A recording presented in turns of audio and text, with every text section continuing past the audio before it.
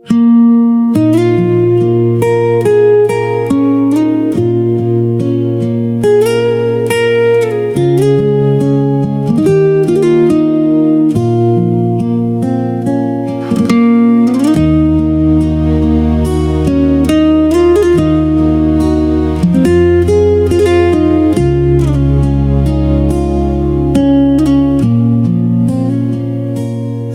ៀបកា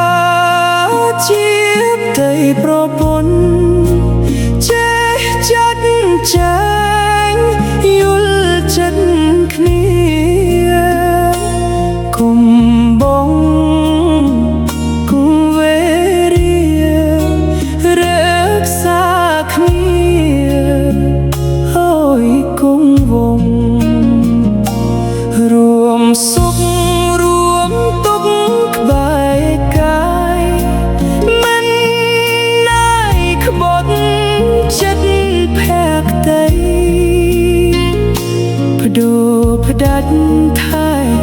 ស្នេហ៍ថ្មីថ្មងឲ្យរឹងមាំ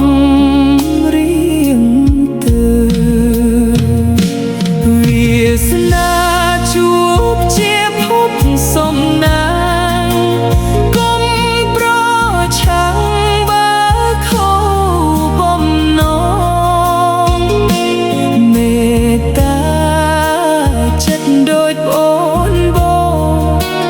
ចូលថ្នាក់ថ្នមមកក្តីសង្ឃឹមហូរីចេះអត់ធ្មត់ចិត្ត